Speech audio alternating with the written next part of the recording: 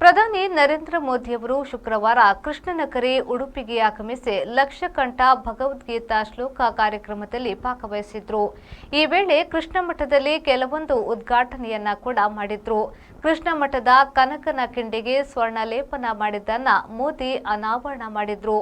ಇದರ ಬೆನ್ನಲ್ಲಿಯೇ ಹೊಸ ವಿವಾದ ಸೃಷ್ಟಿಯಾಗಿದೆ. ಉಡುಪಿಯ ಕೃಷ್ಣ ಮಠದ ಕನಕನ ಕಿಂಡಿಗೆ ಸ್ವರ್ಣ ಲೇಪನ ಮಾಡಲು ಕೊಡುಗೆ ನೀಡಿದ್ದ ಮಾಜಿ ಸಚಿವ ಪ್ರಮೋದ್ ಮಧ್ವರಾಜ್ ಅವರಿಗೆ ಈ ಕಾರ್ಯಕ್ರಮಕ್ಕೆ ಆಹ್ವಾನ ನೀಡದೇ ಇರುವುದು ಕರಾವಳಿ ನಗರದಲ್ಲಿ ಚರ್ಚೆಗೆ ಕಾರಣವಾಗಿದೆ. ಐತಿಹಾಸಿಕ ಕನಕನ ಕಿಂಡಿಗೆ ಪ್ರಮೋದ್ ಮಧ್ವರಾಜ್ ಅವರೇ ಸ್ವರ್ಣ ಲೇಪನ ಮಾಡಿಸಿದ್ರು. ದಶಕಗಳ ಹಿಂದೆ ಪ್ರಮೋದ್ ಅವರ ತಂದೆ ಮಧ್ವರಾಜ್ ಕನಕನ ಗುಡಿ ನಿರ್ಮಾಣವನ್ನ ಮಾಡಿದ್ರು. ಇದೀಗ ಗುಡಿ ಮರು ನಿರ್ಮಾಣ ಮಾಡಿ ಕಿಂಡಿಗೆ ಚಿನ್ನದ ಲೇಪನವನ್ನ ಪ್ರಮೋದ್ ಮಧ್ವರಾಜ್ ಮಾಡಿಸಿದ್ರು.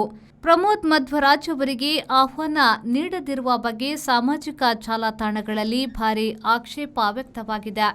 ದಾನ ಕೊಟ್ಟವರನ್ನೇ ಕಾರ್ಯಕ್ರಮಕ್ಕೆ ಆಹ್ವಾನಿಸದಿರುವುದರ ಬಗ್ಗೆ ಆಕ್ಷೇಪ ವ್ಯಕ್ತವಾಗಿದೆ.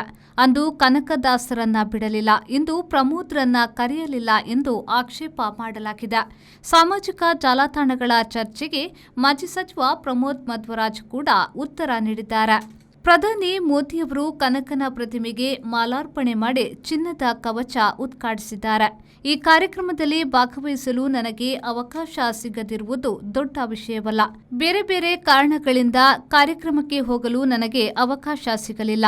ಸ್ವರ್ಣಮಯ ಕವಚ ನಿರ್ಮಾಣ ಮಾಡುವಾಗ ಮೋದಿಯವರು ಬರುವ ಕಾರ್ಯಕ್ರಮ ನಿಗದಿಯಾಗಿರಲಿಲ್ಲ. ಮೋದಿಯವರು ಬರುವ ಕಾರ್ಯಕ್ರಮ ನಿಗದಿಯಾದಾಗ ಸ್ವಾಮೀಜಿಯವರು ಉದ್ಘಾಟನೆಗೆ ವ್ಯವಸ್ಥೆಯನ್ನ ಮಾಡಿದ್ರು. ನನ್ನ ತಂದೆ ನಿರ್ಮಿಸಿದ ಕನಕನ ಪ್ರತಿಮೆಗೆ ಮೋದಿ ಮಾಲಾರ್ಪಣೆಯನ್ನ ಮಾಡಿದ್ದಾರೆ. ಇದು ಕೊನೆಯ ಗಳಿಗೆಯಲ್ಲಿ ನಿರ್ಧಾರವಾದ ಕಾರ್ಯಕ್ರಮ. ಪ್ರಧಾನಿ ಮೋದಿಯವರಿಗೆ ದೇವರು ಬುದ್ಧಿ ಕೊಟ್ಟು ಗೌರವಾರ್ಪಣೆ ಮಾಡಿದ್ದಾರೆ. ಸ್ವಾಮೀಜಿಯವರು ಹೇಳಿದ ಮಾತನ್ನ ಉಳಿಸಿಕೊಂಡಿದ್ದಾರೆ ಎಂದು ಹೇಳಿದ್ರು. ನಾನು ಕನಕನ ಗುಡಿಯನ್ನು ದುರಸ್ತಿ, ನಮ್ಮ ತಂದೆ ಕಟ್ಟಿದಂಥ ಕನಕನ ಗುಡಿಯನ್ನು ದುರಸ್ತಿ ಮಾಡುವಂಥ ಸಂದರ್ಭದಲ್ಲಿ ಆಗಿರಲಿ, ಅಥವಾ ನಮ್ಮ ಸುಗುಣೇಂದ್ರ ತೀರ್ಥ ಸ್ವಾಮಿಗಳು ಪುತ್ತಿಗೆ ಮಠದವರು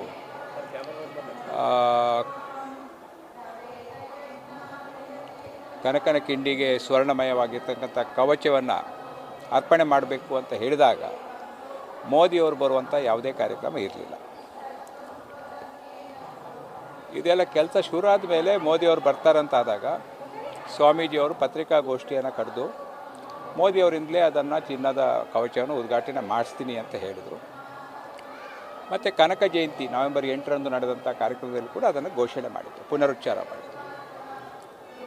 ನನಗೆ ಭಾಳ ಸಂತೋಷ ಏನಂದರೆ, ಕನಕನ ಗುಡಿಗೆ ಹೋಗಿ ನಮ್ಮ ತಂದೆ ನಿರ್ಮಿಸಿದಂಥ ಕನಕನ ಪ್ರತಿಮೆಗೆ ಮಾಲಾರ್ಪಣೆ ಮಾಡುವಂಥ ಯೋಚನೆ ಯಾರಲ್ಲೂ ಇರಲಿಲ್ಲ. ಅದು ಕೊನೆ ಗಳಿಗೆಗೆ ಮೋದಿಯವರಿಗೆ ದೇವರೇ ಬುದ್ಧಿ ಕೊಟ್ಟು ಅವರು ಅಲ್ಲಿ ಹೋಗಿ ಕನಕದಾಸರಿಗೆ ಒಂದು ಗೌರವ ಅರ್ಪಣೆ ಮಾಡುವಂಥ ಒಂದು ಕಾರ್ಯಕ್ರಮ ಕೂಡ ನಡೆಯಿತು. ಮತ್ತು ಈ ಸ್ವರ್ಣಮಯವಾದಂಥ ಕವಚದ ಉದ್ಘಾಟನೆ ಕೂಡ ಮೋದಿಯವರಿಂದ ನಡೆಯಿತು. ಸ್ವಾಮೀಜಿಯವರು ಹೇಳಿದಂಥ ಮಾತನ್ನು ಉಳಿಸಿದ್ದಾರೆ.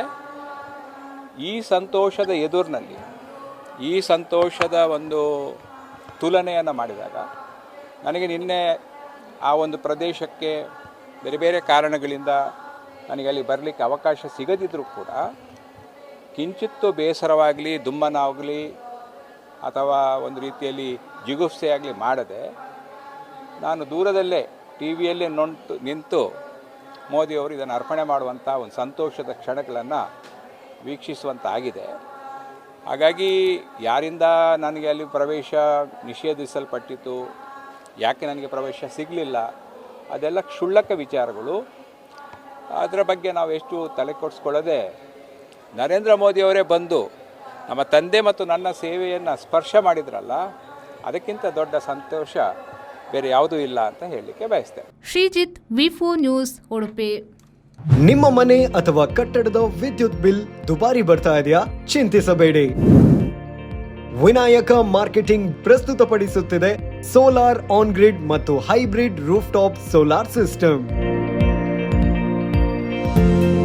ಈಗ ಪ್ರಧಾನಮಂತ್ರಿ ಸೂರ್ಯಘರ್ ಮುಫ್ತ್ ಬಿಜ್ಲಿ ಯೋಜನೆಯ ಸೋಲಾರ್ ರೂಫ್ ಟಾಪ್ ಸಿಸ್ಟಮ್ ಅನ್ನು ನಿಮ್ಮ ಮನೆಯ ಚಾವಣಿಯ ಮೇಲೆ ಅಳವಡಿಸಿದಾಗ ನಿಮಗೆ ಬೇಕಾದ ವಿದ್ಯುತ್ ಅನ್ನು ನೀವೇ ಉತ್ಪಾದಿಸಿ ನಿಮ್ಮ ವಿದ್ಯುತ್ ಬಿಲ್ ಅನ್ನು ಪೂರ್ತಿ ಉಳಿತಾಯ ಮಾಡಬಹುದು. ಜೊತೆಗೆ ಕೇಂದ್ರ ಸರ್ಕಾರದ 78,000 ಸಹಾಯಧನವನ್ನು ಕೂಡ ಪಡೆಯಬಹುದು. ಬಿಸಿ ನೀರಿನಲ್ಲಿ ಸ್ನಾನ ಮಾಡಲು winsome solar water heater, heat pump, gas geyser ಅಳವಡಿಸಿ ದಿನದ 24 ಗಂಟೆ ಬಿಸಿ ನೀರು ಪಡೆಯಿರಿ. ವಿನಾಯಕ ಮಾರ್ಕೆಟಿಂಗ್ ಕಳೆದ 30 ವರ್ಷಗಳಿಂದ ಗ್ರಾಹಕರ ಸೇವೆಯಲ್ಲಿದ್ದು ಸಾವಿರಾರು ಸಂತೃಪ್ತ ಗ್ರಾಹಕರನ್ನು ಹೊಂದಿದ ಕರಾವಳಿ ಕರ್ನಾಟಕದ ಮುಂಚೂಣಿ ಸಂಸ್ಥೆಯಾಗಿದೆ. Vinayaka marketing, Takshila building, hotel Janata deluxe ಹತ್ತಿರ, ಬಳ್ಳಲ್ಬಾಗ್, MG ರಸ್ತೆ, ಮಂಗಳೂರು.